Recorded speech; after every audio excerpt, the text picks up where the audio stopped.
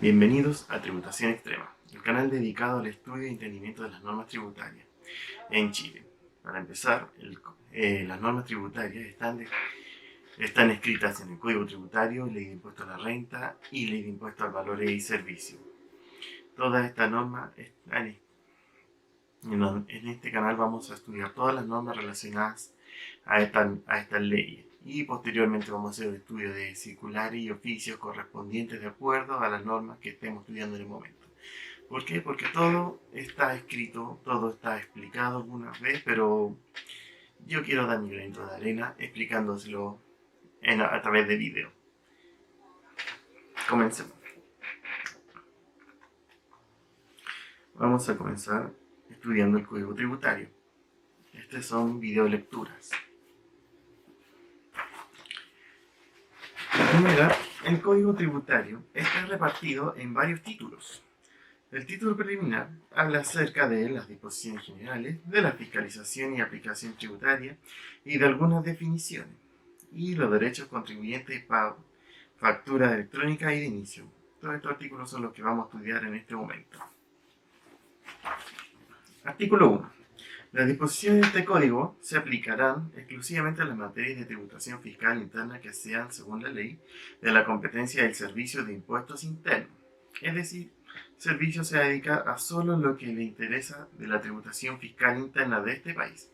No de otros países, no con convenios, sino que hace algunos hincapiés cuando está haciendo algunos convenios con otros países. Por ejemplo, normas del artículo 41 H, donde ven cuánta renta se tiene un contribuyente respecto del otro país, cuánto derecho a retención tiene respecto del impuesto pagado en el exterior, entre otros casos. Sin alejarnos más, artículo 2.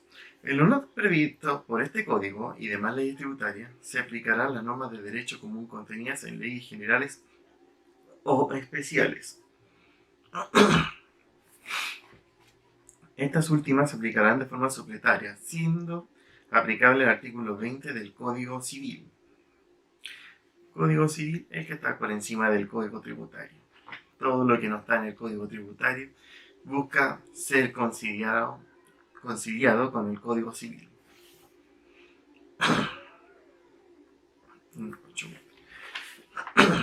Artículo 3.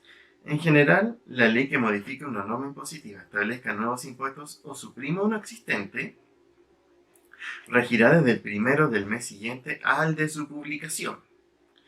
En consecuencia, solo los hechos ocurridos a contar de dicha fecha estarán sujetos a la nueva disposición. Con todo, tratándose de normas sobre infracciones y sanciones, se aplicará la nueva ley a hechos ocurridos antes de su vigencia, cuando dicha ley exima tales hechos de toda pena o les aplique una menos rigurosa. La ley que modifique la tasa de impuestos anuales o elementos que sirven para tratar la base de ellos entrará en vigencia el día 1 de enero del año siguiente al de su publicación, y los impuestos que deban pagarse a contar de esa fecha quedarán afectos a la nueva ley. La tasa de interés moratorio que rija al momento del pago de la deuda de ellos accedan, o cualquiera que fuera la fecha en que hubieran ocurrido los hechos grabados. ¿Esto qué quiere decir? Estos son como aplican las normas en Chile.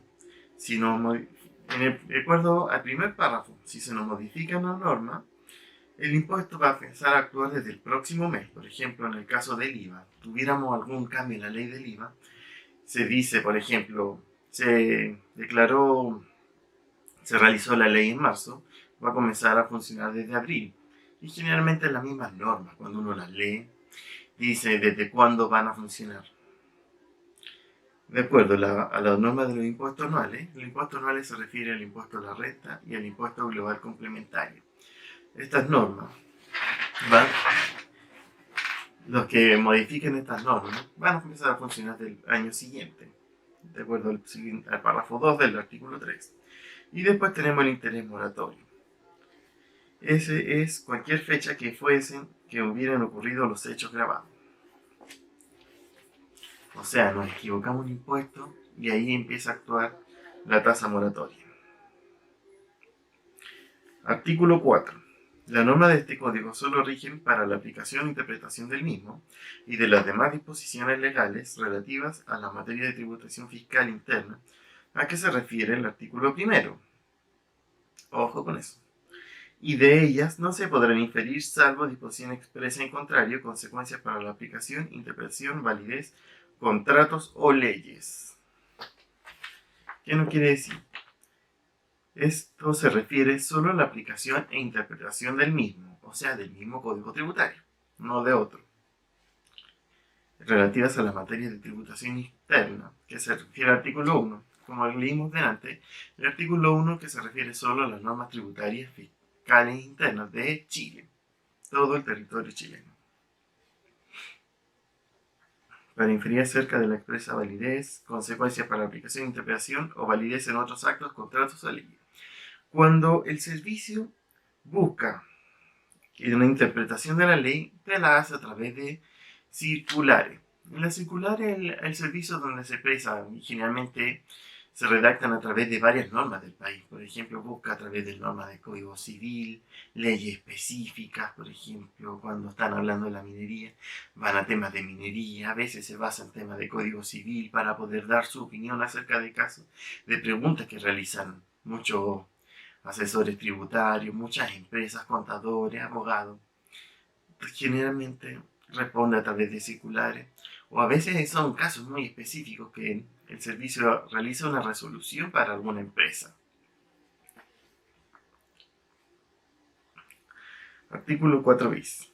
Las normas tributarias establecidas en la ley que fijen los hechos imponibles nacerán y se harán exigibles con arreglo a la naturaleza jurídica de los actos o negocios realizados, cualquiera sea la forma o denominación que los interesados le hubieran dado, y prescindieron de los vicios o defectos que pudieran afectarles. El servicio deberá reconocer la buena fe de los contribuyentes. La buena fe en materia tributaria supone que reconocer que los efectos que desprendan de los actos o negocios jurídicos o un conjunto de serie de ellos, según la forma en que estos se hayan celebrado por los contribuyentes. Ojo con la buena fe. El servicio siempre realiza sus revisiones paramétricas acerca de la información que ellos reciben entre formulario 22, 29, declaraciones juradas o formularios que pueden hacer notarios. Ellos realizan sus revisiones. Entonces, ellos confían en que la información que reciben acerca de la contabilidad, información que reciben del cliente, de asesores externos, entre otros, es correcta y verídica. Entonces, a través de eso dice, ya, usted declaró esto, pero debiera haber declarado esto. Entonces trata de buscar su posición. Entonces decir si tiene que pagar más impuestos, si está bien calculadas las bases de impuestos, las tasas a aplicar, entre otros. Y muchas veces el servicio con sus asesores, con los asesores de la empresa, tienen ciertas dificultades en entablar una buena conversación. Generalmente ambos hablan, ¿cómo decir? Ambos están hablando el mismo lenguaje, pero no son capaces de decidir quién está en lo correcto. A veces ambas hipótesis son correctas, pero ¿en cuál no pasamos? Y entonces ahí cuando el servicio realiza sus resoluciones, realmente a veces pueden decir, no, la tasa imponible debe haber sido 120 y no 100, entonces te aplica una tasa extra de 20 y tienes que aplicar multa de interés, a veces corregir un montón de formularios 29, 22, corregir la contabilidad, entre otras cosas que pudieran ocurrir. En los casos que sea aplicable una norma especial para evitar la elusión, las consecuencias jurídicas se regirán por dicha disposición y no por los artículos 4 ter y 4 quater. Corresponderá al servicio probar la existencia de abuso o simulación en los términos del 4 ter y 4 quater respectivamente. Para determinación del abuso o la simulación, deberán seguirse los procedimientos establecidos en el artículo 4 quinques y 160 bis. Este artículo se creó con el número 1, artículo 10 de la Ley 20.780 del 29 de septiembre del 2014 y según el artículo 15 transitorio, rige desde el 30 de septiembre del 2015 ver la circular 55-2014, 55-2015, 42-2016, 34-2018. Atención, artículo octavo transitorio, ley 20.899, del 8 de febrero del 2016, que aclara la fecha de conclusión de acto. Aquí vamos a estudiar todas estas circulares que se mencionan a través del código tributario que estoy leyendo. ¿Por qué? Porque son las normas que especifican, son las circulares que ha emitido el Servicio de Impuestos Internos para poder interpretar la ley. Generalmente se hace la ley primero y después vienen las circulares y los oficios correspondientes para comprender la ley. No siempre son muy claras para todos nosotros, los asesores, contadores, poder interpretar las leyes como los abogados. Los abogados muchas veces tienen una idea de cómo querer hacer funcionar las leyes, pero debemos ser claros. Muchas veces nos dicen las normas son claras y entendidas por todos los chilenos desde que se publica en el diario oficial. Sin embargo, aún ocurren estas diferencias, puesto que, y para subsanar esas diferencias, se crean circulares y oficios que tanto hemos mencionado hasta el video. Bueno, para completar este primer episodio. Vamos a seguir haciendo muchos más episodios respecto a todas las leyes en particular y casos particulares que de todos los artículos que se crean. ¿Por qué? Porque es necesario para la empresa y para nosotros como asesores poder entendernos correctamente. Un gusto en saludarlo y espero que tengan un muy buen día. Adiós.